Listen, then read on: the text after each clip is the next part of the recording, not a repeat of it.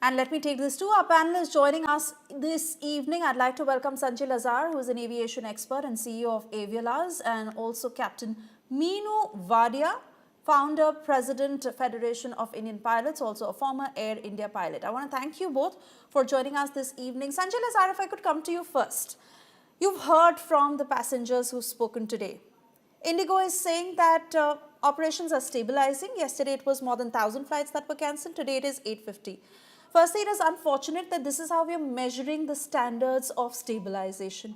Secondly, the fact that people are still queuing up, they are still complaining, they are still saying that there is a lack of communication. The phone lines are not working. They're waiting for their refunds. They're waiting for their baggage. Yes, Suyash. Thank you for having me on your show. You're right. The scale of depreciating cancellations is not indicative of what a huge market India is and how important this is to the traveling public. I think, first of all, we need to affix and apportion where the mistake lay. And before I blame IndiGo, I'd like to blame the DGCA for having a complete lack of supervision and oversight. Yes, IndiGo is at fault. Yes, IndiGo does not have enough pilots. Yes, IndiGo, scammed its way through the schedule. But what was the, DGCA doing? DGCA knew that they'd canceled 1,000 flights the previous month. I come back to the most important person in this entire, triangle or circle, if you would, is the passenger. In progress. Where is the passenger's charter? Who is looking after the interests of passengers? I'm glad the Prime Minister has stepped in, and this is not just about giving pilots extra hours or anything. This is about passenger safety. It's about pilot safety, airline safety. It's about matching globally with global standards. That's what it is, and it's shameful. And I do not believe this situation is going to ease out for the next 2-3 days. It will probably stretch on till the 10th or the 15th. Even today, I find pilots, I've spoken to some in IndiGo, who are still sitting at home and not being given duties. Some are being given duties and told, go manage on your own. Just make sure you fly and bring the aircraft back. So it's a very pitiful situation that we are in. And remember, we are the fastest growing aviation market on earth. And number two, we are the third largest by size currently. And if this is the state of the third largest aviation market in the world, God help us. Oh, yes, absolutely. Captain Wadia, I want to understand from you, sir. Many are saying that this was manufactured chaos. As far as the FDTL norms are concerned, it was a phase-wise rollout.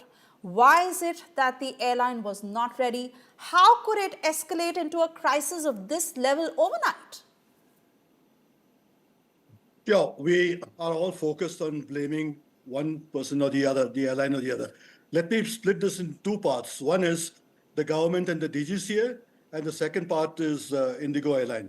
First of all, the fundamentals of aviation safety and standards is not understood by the government of India nor by DGCA. DGCA has never understood aviation safety for a very long time.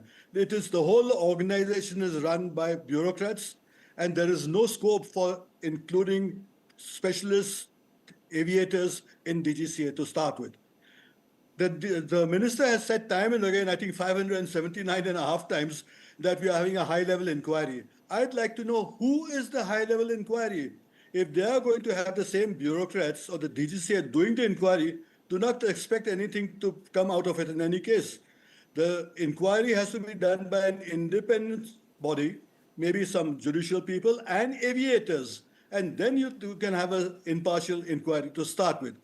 Secondly, as far as the DGCA is concerned, they have said, and they have given a letter, that we are granting dispensation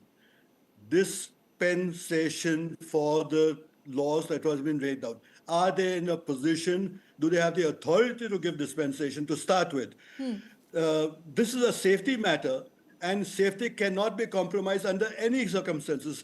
Please understand, I hope people understand that the FDTL is not meant for the pilots or the crew's benefit or relaxation or going on holidays. The FDTL is made only and only for aviation safety. No other reason whatsoever. And you cannot compromise on that. without batting an eyelid, the minister has said we've given dispensation. Yesterday, they had a meeting with the pilots at 3 o'clock in the afternoon, and the minister said we've already given dispensation. On what grounds? You cannot compromise on safety to start with. So that is as far as the DGCA is concerned. As far as the airline is concerned, you've heard the typical thing in India, chalta hai. Chalta hai. And same thing in the government and the DGCA, chalta hai. So IndiGo thought, yes, they've given the guidelines, yes, they've given the FDTL limitations, but chalega, we'll manage. That is typically, they've never taken it seriously. For 2 years, they had the chance to increase their load or arrange their the traffic, etc., etc. IndiGo has done nothing for 2 years, and this is not an offense, it's a criminal offense on all parts. All the people concerned see the chaos that is concerned. This is massive chaos, unprecedented, and we talk of individuals, think of the number of passengers, to what an extent they've been inconvenienced, to what extent have people gone out of the way to manage and survive. This is massive, and it amounts to a criminal fault on the people concerned who have made this happen. Actually, I'm saying they've made this happen. It hasn't happened on its own. Very valid points you've made, sir, and unfortunate that, this chalta hai attitude is what costs people their lives, their day-to-day sufferings that passengers have to face. Sanjay, I want to come to you because IndiGo has now been granted relaxation from the revised night duty FDTL norms until February 10, 2026. And the DGCA are doing that, saying that this is solely to stabilize operations. But questions being asked to why an exception made for one airline when others have fallen in line. And, so many comments, netizens are saying that if I break a traffic rule, if I break a signal, I'm charged for it. How is it that an airline gets away? Well, we all know the control and the power IndiGo seems to have had over the government over these many years. And, it shows that, they're obviously the favored child in this current environment. Please think about this. Somebody breaks the law, and this is the law because the court ordered this DGCA FDTL car to come out. Somebody breaks the law and then is rewarded by saying, okay, I'll bend the rules for you. Why did the DGCA in November, when they knew 1,000 flights were cancelled, why did they not step in and tell IndiGo, I'm sorry you asked for 1,000 extra flights. Forget that, let's roll back 5,000 flights. You operate only flights for which you have pilots. Why do you change the rules? You're making a laughing stock out of India in the world market. We follow ICAO norms, we have to follow safety regulations and FDTL, like Captain Wadia says, right across the world, what other countries and other regulators do. But here we say, no, let's bend the rule for one and keep the rules for the other. And tell me, between now and Feb 10th is about 60 odd days. How many commanders, P1s, are they going to churn out? How can the situation on the Feb 11th be better than today? Captain Wadia will tell you how long it takes for a first officer to become a commander. What basic, what the training, forget about the hours and everything, assuming he's got the hours, how long it takes to convert him. You can't do it in 60 days. I really don't know what the DGCA is thinking, and this is exactly the reason, because you don't have aviators in charge of the organization, you face this. If you remember, and it's a sad memory to recall, in the 171 crash, few months ago, we had an inquiry which did not even have a 787 pilot, which didn't have a pilot. And the pilots organizations had to make a hue and cry to start including pilots into it. And that's when the government did. So this is something that we need to change at the core of our nation. Number two, we need to consider that aviation is no longer the, for the privileged few, it's for everybody. The Prime Minister himself says, he wants sab udan and Hawaii chappals, people flying in the air. Make sure the citizens' charter is stronger. And thirdly, make sure safety is paramount. You can't just have pilots come into a meeting and then the minister says, oh, I've given dispensation, we will waive the FDTL car for XYZ time. Oh, this is another point. Nobody's pointed this out. The minister overruled the DGCA's orders and said, I've stayed all the cars. So what car is applicable right now? Do we know? Don't. So that's my, sum and substance of what I want to say. Right, right. Captain Wadia, I also want to get your words, sir, to understand what may have transpired in the months until this fiasco unfolded. How far would the staffers and the pilots be in the know-how of how this may happen? Could it have been a lack of communication by the management? Because, people are alleging rosters are made 3 months in advance. Sure they are. And let me go to the core of the issue. What I am going to say may not be palatable to many, many people, but certain things are facts. As we were harping, it's not a small point. The structure of the DGCA happens to be bureaucrats only to start with. Now, understand one thing. I have come from the Air Force and I have a disciplined environment where I've come into Air India. When I came to Air India, a lot of people were blaming DGCA for various things, etc. And I said, look, why are we blaming the DGCA for what? Be sympathetic. DGCA, how do you expect them to know anything when they're only bureaucrats and there's not a single aviator in the whole office of the DGCA? That is why at that point in time, when I knew there were no aviators, I started this organization called the Federation of Indian Pilots, purely to advise the DGCA, to advise the government on safety issues. And still, for the last 50 years, I've been focusing on trying to improve aviation safety in India. But they do not want to listen for the only reason, a vested interest, to hold on to the power and not to let go. Are you aware that all over the world you have aviation safety which is handled by accident analysis specialists? And they don't have to be only pilots. There are air traffic controllers, doctors, all sorts of things. And I've tried to have the accident analysis specialists arranged by ICAO in India, but the DGCA has resisted it. I would say that DGCA has gone out of its way to prevent safety from happening in India. And I have more than enough evidence. They can sue me for defamation. I have more than enough evidence.